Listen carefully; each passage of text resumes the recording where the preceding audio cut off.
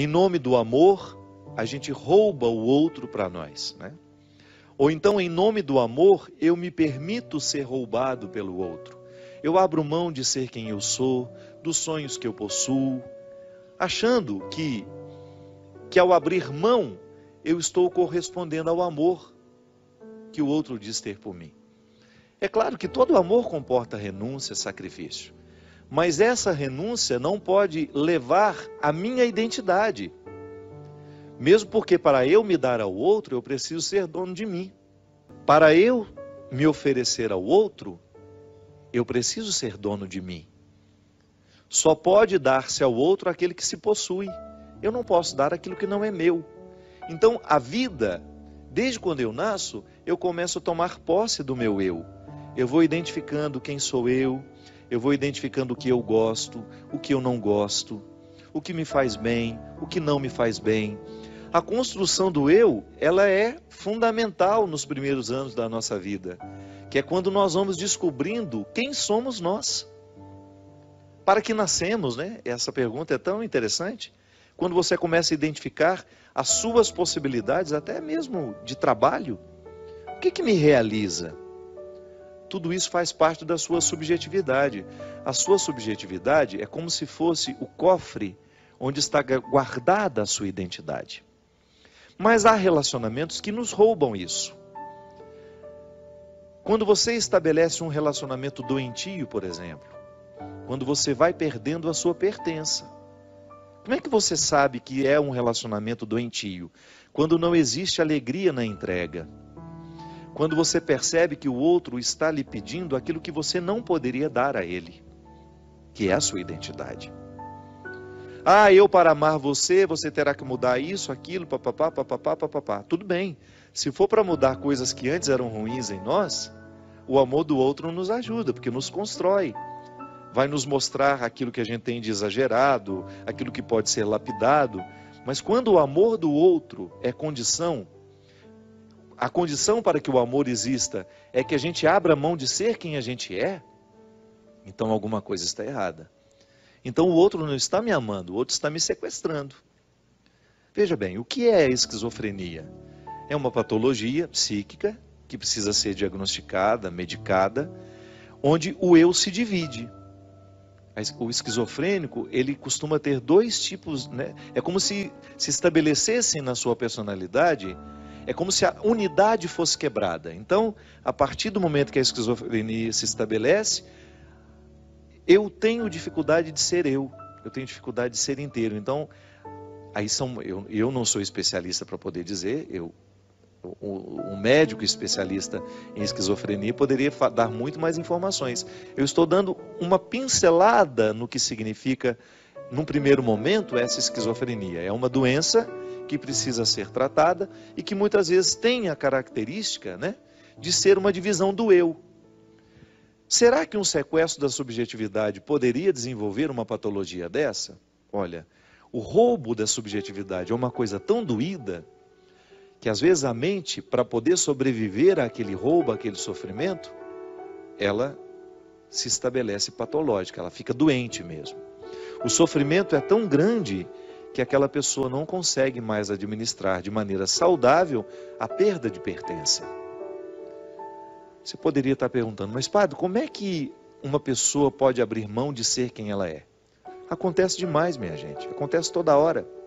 Como padre, eu tenho esse acesso ao sacrário da consciência das pessoas. Então eu encontro muita gente roubada de si mesmo. Gente que precisou abrir mão de ser quem é para ter o outro ao lado. Que isso acontece muito. De repente, eu amo uma pessoa, eu sou tão apegado àquela pessoa, que eu sou capaz de abrir mão dos meus sonhos para não perder aquela pessoa. Então, por exemplo, uma menina sabe que tem um relacionamento doentio com um rapaz. Aquele rapaz não faz bem a ela, ele traz uma carga negativa para ela demais, ele a deprime, ele a joga para baixo o tempo todo, e ela não consegue romper aquele relacionamento. Por quê? Porque ela tem medo de perder aquele rapaz.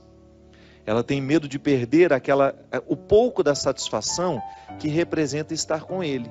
Isso é uma dependência, né? A dependência é quando você não é capaz de equacionar o tanto de prejuízo que você está tomando ao ficar ao lado daquela pessoa. Então, geralmente, tem essas dependências afetivas, partem para um autodesprezo, uma relação doentia, gera muito isso. A pessoa se despreza, ela se acha pior, e por isso ela tem tanto ciúme, por isso ela tem tanta posse. O relacionamento deixa de fazer bem, por quê? Porque vira uma espécie de neurose. Ao invés de fazer feliz, aquele relacionamento só traz aborrecimentos. Uma vigilância 24 horas, né? Como se o outro fosse um objeto a ser vigiado o tempo todo, como se ele fosse um animal que precisa de coleira. Você percebe que o relacionamento está sendo doentio pelos sintomas. Digamos que eu seja amigo do Christian e que nós temos um relacionamento doentio.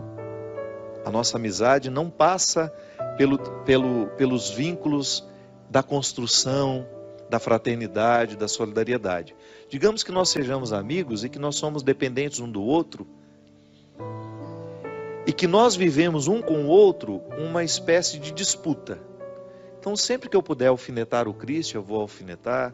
Sempre que eu puder desprezá-lo publicamente, eu vou desprezar. Aí depois eu vou, corro, peço perdão, faço isso, faço aquilo. Mas depois, logo em seguida, volto a fazer o mesmo. Veja bem, eu acabo tendo um relacionamento doentio e começo a fazer mal com esse amor que eu digo sentir pelo meu amigo Christian.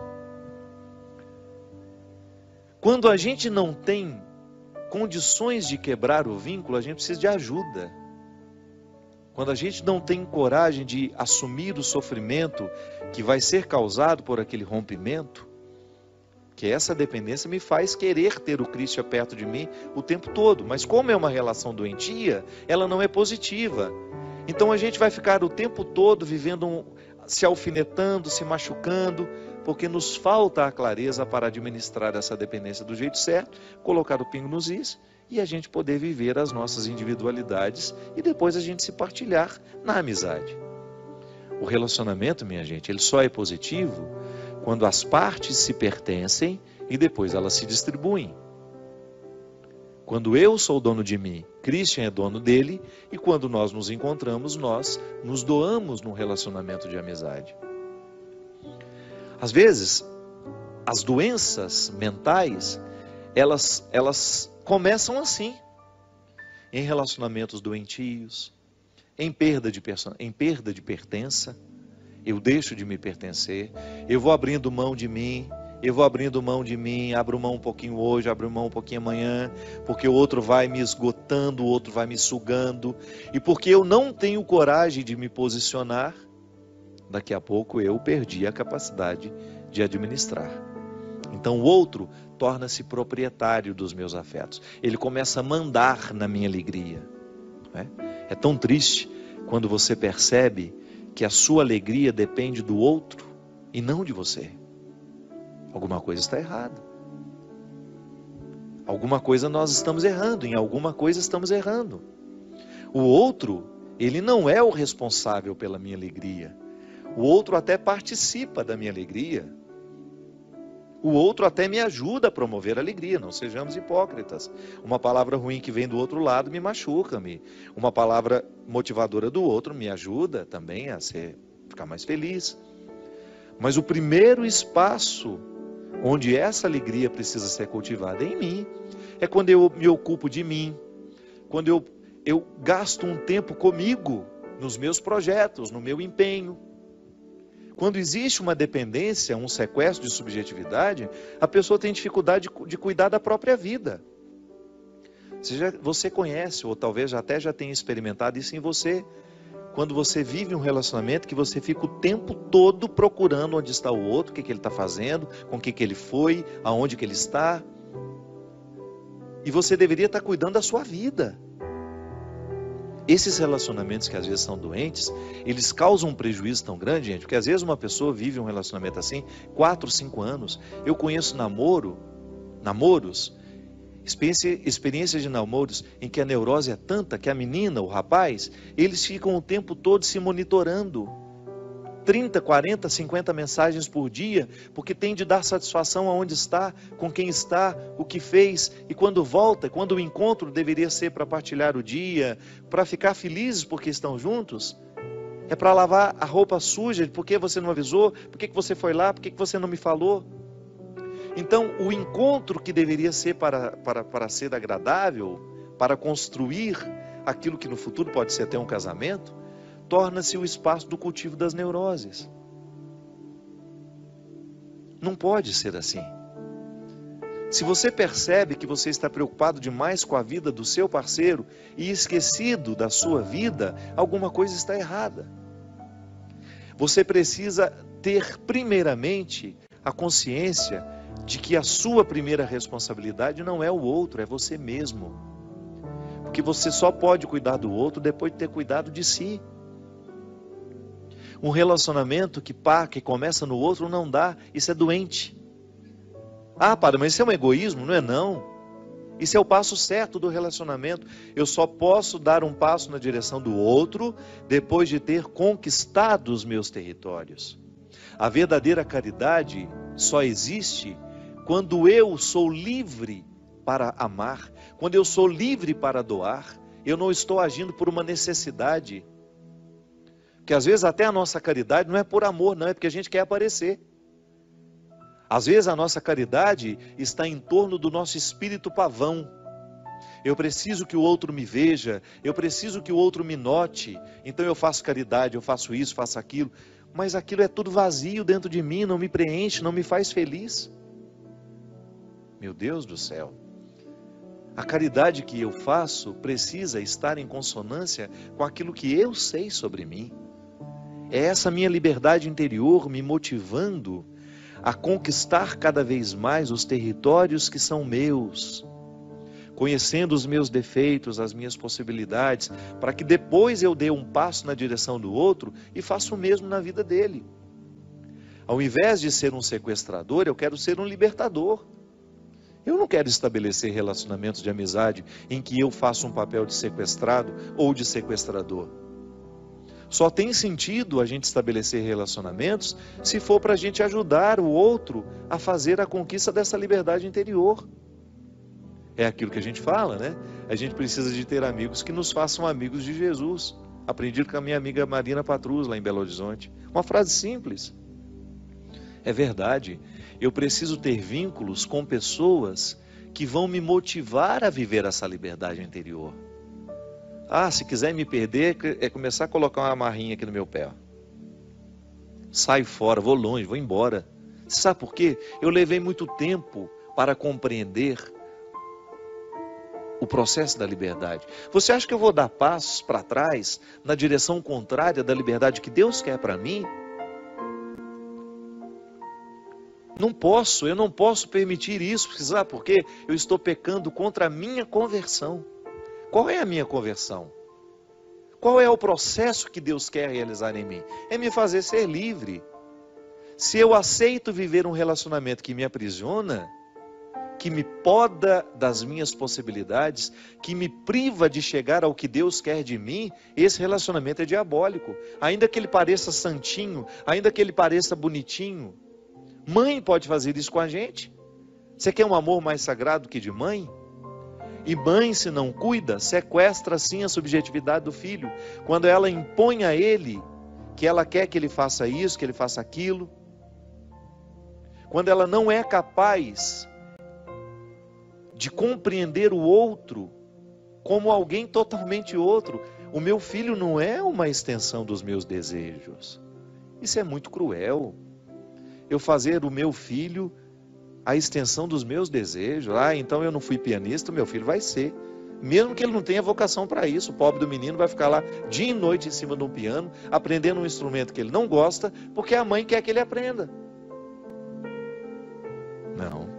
O amor é, antes de tudo, a investigação das possibilidades que o outro tem. Aí eu entro ali para promover. Se eu posso entrar na sua vida para lhe ajudar a alcançar a sua melhor parte, eu sou bem-vindo. Agora, se eu entrar na sua vida para lhe privar de chegar na sua melhor parte, eu não faço nenhuma diferença. Eu posso perfeitamente ficar de fora. Se for para estabelecer um vínculo de amizade, de namoro, de casamento, que seja com alguém que esteja interessado com a sua libertação. Porque senão, cuidado, esse amor pode ser um cativeiro. Às vezes nós não estamos percebendo que estamos amarrados. É porque a gente acostumou com o cativeiro. No sequestro é assim. Chega um momento, depois de muito tempo de sequestro, a gente começa até a ficar amigo do sequestrador. O sequestro do corpo é assim. Já observou? Já ouviu o testemunho de quem foi sequestrado? Depois de um tempo de sequestro, fica amigo do sequestrador, por uma questão de sobrevivência. Às vezes nós estamos assim dentro de casa, marido e mulher, mãe e filho, amigos. Um bando de gente sequestrada que é incapaz de provocar, de dar um grito de alforria e falar, olha, chega, eu não quero viver essa escravidão. Se for para permanecer ao meu lado, se é para estar aqui ao meu lado, que seja para me ajudar a fazer o que Deus quer fazer em mim. Por favor, não venha ser um empecilho para a ação de Deus na minha vida. Isso, minha gente, é uma palavra que pode parecer dura e é necessária nos nossos dias. Precisamos ter coragem de delimitar o território e falar, olha, aqui, se quiser entrar, tira as sandálias dos pés, que meu coração é um solo sagrado. Que Deus lhe ajude nesse processo, que ser livre dá trabalho, viu? Eu sei, estou vivendo o meu processo diariamente, e eu sei onde eu tenho que cortar, as arestas que eu tenho que cortar, as pessoas que eu tenho que manter uma certa distância, porque senão a gente fica território do outro. E o outro acha que tem o direito de fazer o que quer no coração da gente.